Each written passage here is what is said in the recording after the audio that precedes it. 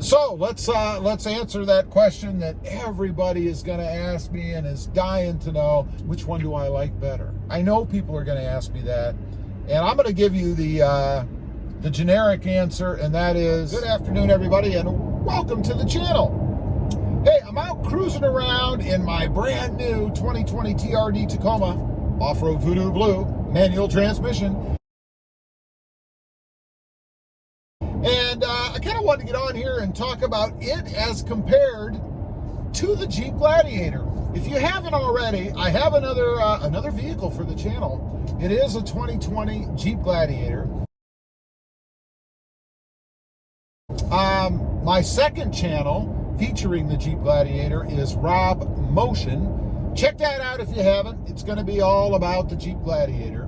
I'll leave a link down below, by the way, if you want to check that out. I would appreciate it.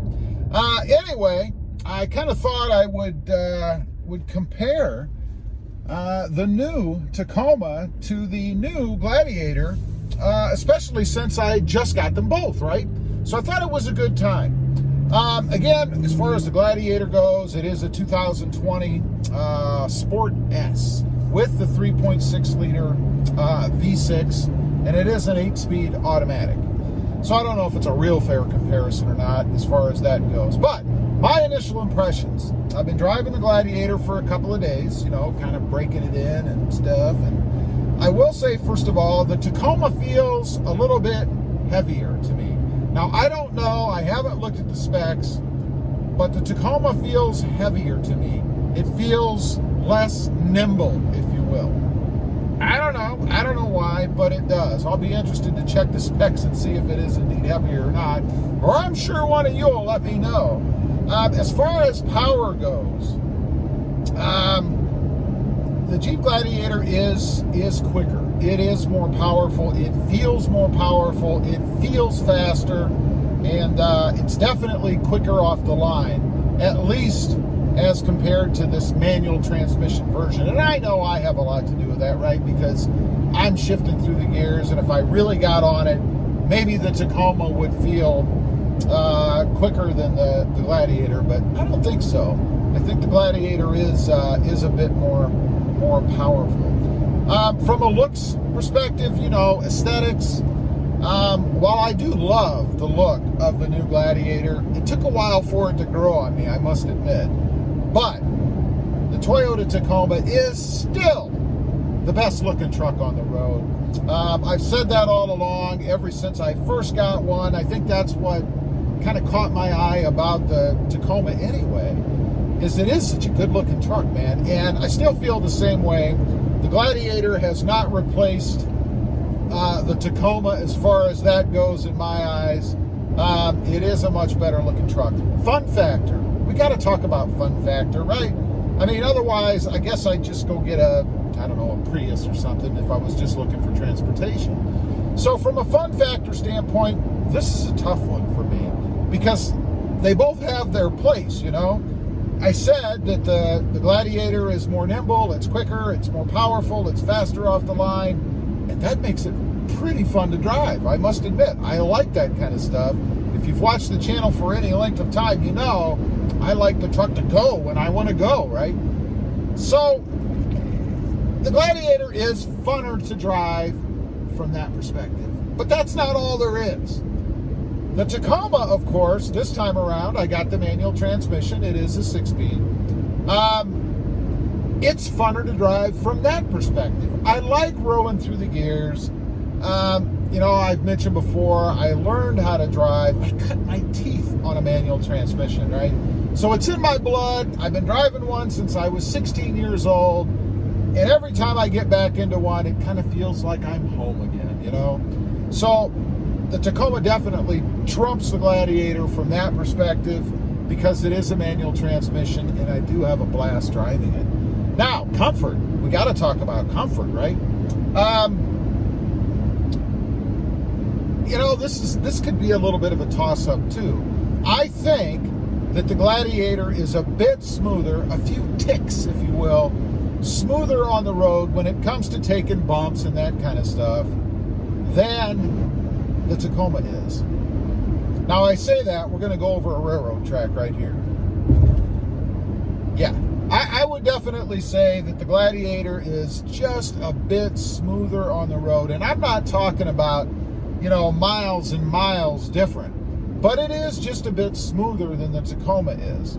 I don't know if that's because the Tacoma has the off-road setup on it, and maybe the Gladiator is a more, you know, generic setup, more of a mall crawler setup, if you will. I don't know, but definitely the Gladiator is a bit smoother. Now, from a modability standpoint, because you know I talk about that all the time too. Jeep has been around since what, 1941? I don't know, a million years, let's just say, since caveman times. So there are a million mods you can do out there for the Jeep.